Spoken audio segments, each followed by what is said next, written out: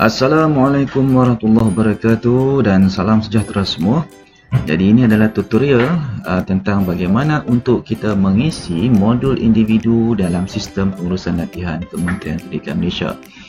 Jadi khususnya bagi guru-guru di luar sana, kebanyakan daripada kita, saya boleh katakan ramai antara kita yang tidak tahu bagaimana untuk merekodkan aktiviti latihan yang kita ikuti.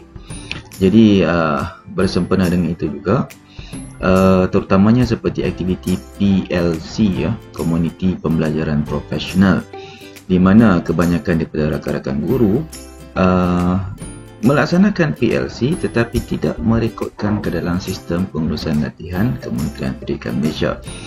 Jadi pada hari ini saya akan kongsikan bagaimana untuk mengisi aktiviti berkenaan ke dalam rekod SPL KPM. Okey, pertama sekali kita perlu masuk ke dalam laman web ini ya. Alamat dia seperti yang saya tunjukkan di atas ni, splkpm.moi.gov.my. Jadi apabila kita masuk ke laman web ini, kita akan dibawa terus ke paparan sebagaimana yang tuan-tuan tengok sekarang ni lah. Okey, jadi kita akan terus pergi ke bahagian modul individu. Jadi apa yang perlu kita buat? Pergi ke bahagian tab aplikasi, kita bawa cursor ke situ. Jadi ada 4 pilihan diberikan. Kita hanya akan pergi ke bahagian modul individu. Okey, klik modul individu. Dia akan terus bawa kita ke paparan untuk log masuk. Okey, log masuk ya. Jadi apa yang perlu kita masukkan di sini? Kita masukkan nombor kad pengenalan masing-masing lah. Okey, tanpa sengkang. Okey, penuh ya. Kemudian untuk kata laluan jika kita tidak pernah menukar sebarang kata laluan, maka kata laluan yang asal adalah 4 digit terakhir kad pengenalan masing-masing. Jadi kita tekan butang hantar. Jadi apabila keluar paparan seperti ini, pop-up seperti ini menunjukkan bahawa kita telah berjaya log masuk. Jadi cuma perlu klik OK saja. Dan kita akan terus dibawa ke paparan ini. Jadi di sebelah kiri, kalau kita boleh nampak, tengok di sini ada kotak hitam. Okey, ini merupakan menu utama di dalam sistem pengurusan latihan, di dalam mengikut ID kita masing-masing lah. Jadi untuk tujuan tutorial ini, kita akan merekodkan aktiviti PLC. Alright, jadi macam mana? Jadi kita akan terus ke bahagian aktiviti lain PPB. Seperti tunjukkan di sini. Kita klik. Dan ada 3 pilihan. Kita pilih senarai PLC. Klik senarai PLC. Dan kita akan terus dibawa ke paparan ini. Jadi jika sekiranya kita pernah melaksanakan sebarang aktiviti PLC atau terlibat dalam aktiviti PLC, rekod itu akan dipaparkan di bawah ini. Okey, sebagaimana yang ditunjukkan di sinilah. Okey. Baik. Jadi saya akan tutup paparan menu sebelah ini untuk mendapatkan untuk mengoptimumkan dari segi paparan untuk merekod pendaftaran PLC ini. Jadi saya tekan butang pangkah. Jadi kita boleh keluarkan semula ya menu tadi dengan menekan di bahagian ini, menu. Okey, 3 garisan ni tekan, dia akan keluar ya. Jadi kita tekan pangkah untuk buang semula. Baik. Jadi seperti yang kita tengok di sini, kita tengok dulu paparan ni. Pilihan tahun di bahagian atas ni menunjukkan tahun 2020. Jadi jika sekiranya kita ingin melihat aktiviti PLC kita pada tahun sebelum ini, contoh 2019, kita boleh tekan pilih tahun 2019 dan tekan butang papar. Jadi dia akan menunjukkan, okey, sekali lagi ya, senarai PLC yang kita terlibat untuk tempoh tahun sepanjang 2019. Okey, baik. Jadi kita akan kembali ke tahun semasa, tahun 2020. Okey, tekan butang papar. Jadi bagaimana proses untuk mendaftarkan aktiviti PLC? Jadi kita lihat di bahagian sudut kanan di sebelah atas ini. Okey, atas daripada kotak aktiviti PLC ini yang ditunjukkan ya. ada tanda tambah di sini, tambah aktiviti PLC. Kita klik di bahagian ini dan dia akan buka satu paparan lain untuk pendaftaran. Jadi kita besarkan paparan ini. Baik. Jadi nombor kad pengenalan ketua kumpulan adalah merujuk kepada nombor kad pengenalan kita lah apabila kita login ke dalam ni. Sebab kita yang akan merekodkan aktiviti PLC berkenaan. Jadi perlu diingat apabila disebut nombor kad pengenalan ketua kumpulan di sini, bukanlah bermaksud ketua kumpulan seperti ketua panitia ataupun ketua bidang semata-mata. Okey, untuk merekodkan PLC, ketua kumpulan boleh jadi sesiapa saja yang dilantik pada semasa pelaksanaan PLC berkenaan. Jadi tidak semestinya orang yang sama yang perlu merekodkan aktiviti ini. Jadi maksudnya, contoh di dalam sebuah panitia ada 5 orang guru, mungkin setiap kali PLC dilaksanakan, guru yang berlainan akan mainkan peranan sebagai ketua kumpulan, yang mana ketua kumpulan bertindak untuk merekodkan aktiviti PLC berkenaan. Dan perlu diingat, apabila melibatkan bilangan ahli lebih daripada sudah tentu apabila melakukan PLC, kita perlu setidak-tidaknya perlu ada 2 orang, termasuk diri kita sendiri.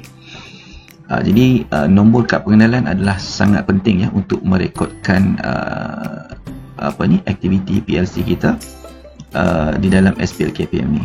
Jadi dia akan tunjukkan sini nombor kad pengenalan, nama ketua kumpulan, nama kita sendiri, and then kod tempat bertugas. Okey, ini kod yang seperti mana yang ada di sekolah masing-masing lah.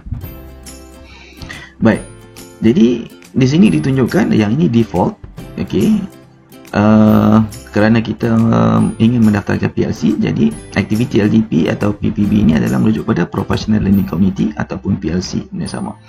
Jadi kita perlu isi di bahagian-bahagian ini ya, saya akan tunjukkan. Kita cuba buat sebagai contoh. Okey, nama kumpulan /tajuk. Sebagai contoh. Sebagai contoh, katakan kita ingin apabila kita ingin menulis nama kumpulan atau tajuk, seelok-eloknya dicadangkan kita menulis tajuk yang mudah untuk kita ingat, mudah kita faham dan jelas. Okey, elakkan daripada meletakkan nama kumpulan atau tajuk yang akan menyebabkan kita sendiri tidak tahu atau tidak ingat aktiviti PLC yang dilaksanakan tersebut. Jadi PLC ada banyak PLC. Contoh, jika sekiranya kita buat Teacher Sharing Session, okay, Teacher Sharing Session, TSS. Contoh panitia bahasa Inggeris. Okay, kita nak letak di sini 1/Januari. Jadi nak menunjukkan ini terpulang kepada kita masing-masing sebenarnya. Tapi ini sebagai contoh saja. Okey. Contoh seperti yang saya buat di sini adalah Teacher Sharing Session, panitia bahasa Inggeris, bilangan 1 dalam bulan Januari. Okey. Baik. Okey, seterusnya kita rekodkan pula jenis PLC. Jadi jenis PLC bila kita tekan drop down sini, akan ada keluar senarai jenis-jenis PLC yang kita laksanakan. Jadi sebagaimana contoh yang saya buat di sini adalah tentang Teacher Sharing Session. Jadi kita akan pilih jenis PLC di sini, Teacher Sharing Sessions. Okey. Baik. Tempoh masa yang ditunjukkan di sini adalah dalam jam. Okey, dalam jam. Jadi sekiranya tempoh masa yang kita laksanakan PLC tadi kurang daripada tempoh sejam, jadi seeloknya kita rekodkan aktiviti berkenaan, kita letak sebagai 1 jam. Okey, kalau sekiranya hanya sekadar 5 atau 10 minit, jadi kita seboleh-bolehnya PLC berkenaan kita rangkumkan sekali untuk mencukupkan tempoh 1 jam. Jadi adalah tidak berintegriti jika sekiranya kita melaksanakan PLC selama 5 minit atau 10 minit, tetapi dalam rekod ini kita letakkan 1 jam. Jadi Yang ini harus diingatlah kepada rakan-rakan guru di luar sana, sekalipun rekod-rekod yang kita masukkan dalam ini tidak dilihat atau tidak dilihat oleh pihak-pihak yang berkenaan lah, seperti pengetua guru besar atau petugas kanan untuk mengesahkan tempoh masa berkenaan. Jadi kita perlu ada satu sifat berintegriti lah untuk memastikan tempoh masa yang dilaksanakan itu adalah bertepatan dengan apa yang kita laksanakan. Dan harus juga diingat bahawa dokumentasi atau rekod pelaksanaan PLC itu perlu ada. Sebagai contoh, catatan atau sebarang bahan atau apa-apa je bentuk yang boleh membuktikan bahawa kita melaksanakan PLC berkenaan. Dari segi dokumentasi. Baik, tarikh mula.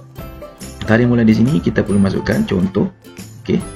Contoh kita katakan 2 hari bulan Januari tahun 2020. Contoh. Dan tamat, jika sekiranya tamat pada hari yang sama, maka kita letakkan tarikh yang sama, 2 hari bulan Januari tahun 2020. Dan jika sekiranya mengambil tempoh lebih daripada sehari, maka kita ikut ubah tarikh berkenaan. Contoh 3 hari bulan.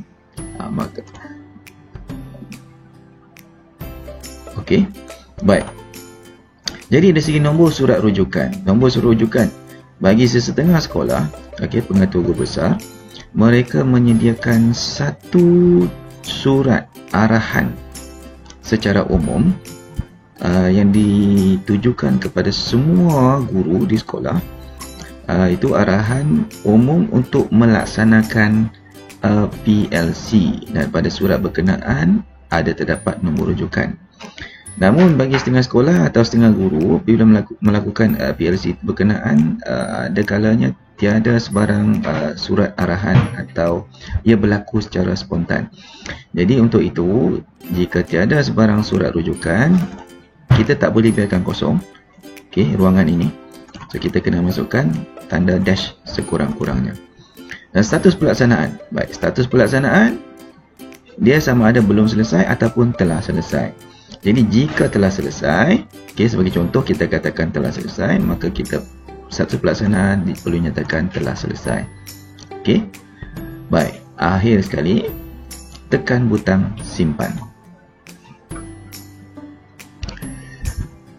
Baik.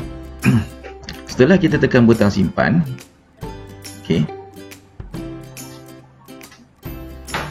aktiviti ini telah pun direkodkan ke dalam kita punya sistem tadi. Sebagai contoh, kita boleh tengok di sini. Pada tarikh ini, nama kumpulan, jenis PLC, tempoh masa dan status pelaksanaan tadi. Maksudnya telah selesai dengan tanda tik hijau ini. Namun di sini status sokongan belum lagi tandakan hijau. Makna kata perlu dirujuk atau perlu dimaklumkan kepada SULDP di sekolah untuk mengesahkan atau untuk menyokong pelaksanaan PLC berkenaan. Maka barulah rekod ini akan dimasukkan ke dalam rekod pendaftaran PLC masing-masing. Baik, kita akan balik kembali ke paparan tadi. Baik, setelah kita rekodkan tadi, setelah kita tekan butang simpan tadi, jika kita perasan, kita tengok di sudut kiri di atas sini. Jadi terdapat untuk tab ahli di sini.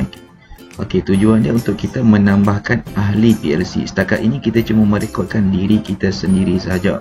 Jadi sebagai ketua kumpulan, kita perlu merekodkan ahli-ahli PLC yang terlibat dalam PLC yang dilaksanakan. Jadi tekan butang ahli ini. Dibawa ke paparan ini. Jadi apa yang perlu kita lakukan? Kita masukkan kad pengenalan ahli PLC yang lain. Sebagai contoh, saya masukkan kad pengenalan ahli. Kemudian status ahli. Status ahli di sini kita perlu pilih sebagai apa. Jika sekiranya dia ahli yang kita rekodkan itu dia bertindak sebagai mentor atau facilitator, maka kita akan pilih mentor atau facilitator. Tetapi jika status mereka sebagai ahli dalam PLC itu juga, sama-sama berbincang, sama-sama berkongsi, bertukar pendapat dan sebagainya, maka kita pilih status ahli sebagai ahli. Baik. Sesudah itu, untuk memasukkan rekod ahli ini, kita perlu tekan butang tambah yang terdapat di hujung sebelah kanan sini. Tekan. Maka tengok.